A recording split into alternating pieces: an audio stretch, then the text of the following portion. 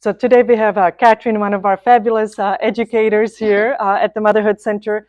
And so Kathryn, one of the classes we offer is a newborn care class. Can you tell us why to take a newborn care class? Yeah, so it's a big learning curve becoming a parent for the first time. So this class just helps teach you safe techniques of how to care for your new baby, primarily to give you all confidence and just empower you that you've got this. You can be the best parents. I also think it's great because you'll be surrounded by other parents. Babies are due around the same time, so you can kind of create a community around yourself.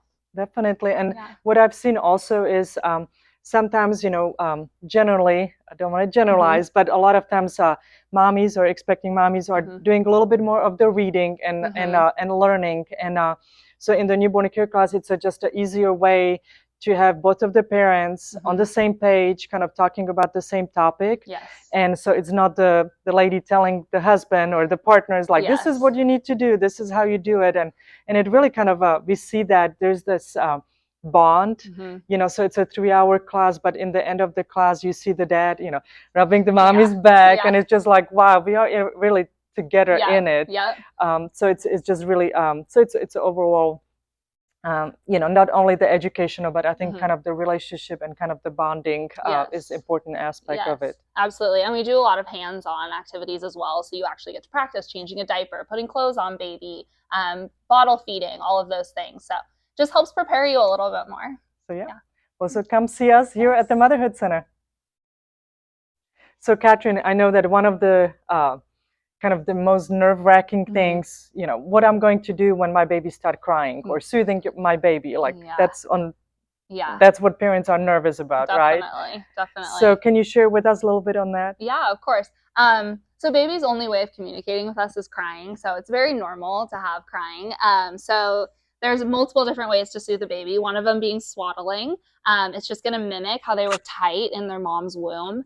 Another thing we do is rocking. You've all seen moms do this. You can rock and burp at the same time, or baby wearing is very helpful. Another thing is shushing. It might seem rude that you're shushing your baby, but we're just trying to mimic that whoosh, whoosh, whoosh that they hear in utero. So the thing to note about shushing is you need to be as loud as the baby is crying. So it can be a really loud shh, or else they just won't hear you at all.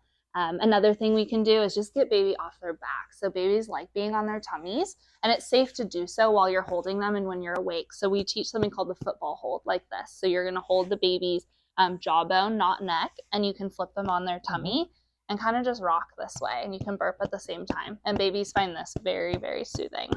Yeah. And a lot of times, even burping, parents are not realizing, baby is, fussy, and it can be just really that little bubble. It needs to work its way out. Absolutely. Burping, changing a diaper, making sure baby's fed, all those little things. And sometimes you can do all of those and you just have a fussy baby. Sure. And so these techniques are super helpful. And also what I've heard or what I've seen, is just even changing the environment, right? Babies can kind of get antsy, and it can be just there, or maybe even just a little too hot, or the air is still, or they just, they just want to change of environment. Absolutely. Yeah. They love to be outside. So as long as baby's not in direct sunlight, it's absolutely safe for them to take a step outside.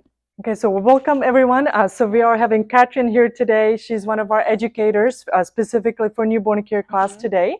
And I know, Kathryn, there's just so many different ways to swaddle baby, right? Yes. Can you show us maybe at least one technique? Yeah, the way we teach in class, the acronym is called down, up, down, up. So you're going to grab your swaddle blanket and fold it so it's like a diamond. So the top would go down like this. You may have to adjust this based on your baby's size. You would do this laying down. I'm only doing it up just so you can see what I'm doing. So we will put the top of the blanket, goes to the bottom of baby's neck. Very important that none of this is ever going to be touching baby's face. So the first thing you're going to do is go down. So you're going to take this arm and pull down tightly to baby's opposite hip, and you can wrap it around the baby's back. Then you'll take the bottom of the blanket, and this is up. So you're going up to the baby's shoulder. And the last thing we do is we snug this really nice and tight, because babies are strong and they'll wiggle out of this. So we snug it tight and we pull it down to the baby's chest, and put your finger here to anchor it, and then pull this way, and this becomes a belt that wraps around, and then you wrap it around baby's back again. So it's nice and snug and nothing is touching baby's face. So yeah, so this is one. So today we are going to be talking about tummy time. And so with the SIDS campaign and kind of back to sleep, it kind of overpowered the importance of tummy time, right? Yes. And so we do have a lot of parents which are nervous, you know, when you just say tummy time is like, oh, babies are not supposed to be on their tummy, right? And so there's definitely a safe way to do that. So can you tell us a little bit on that? Yes, absolutely. So tummy time is perfectly safe as long as baby is being supervised. So this isn't something where you would put baby on their tummy and then walk away.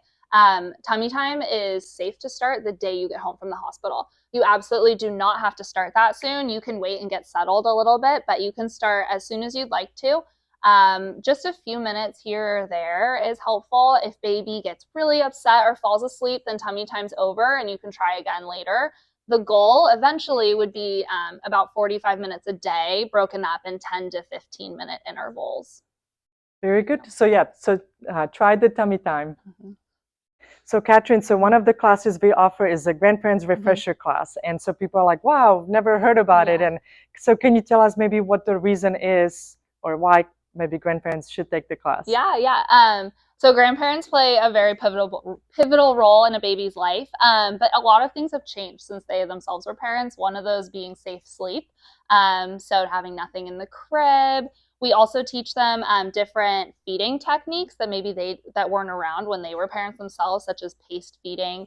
And we go over a little bit just like the primary role of grandparents, which is just support in general and what that might look like in different families. Very good. Okay.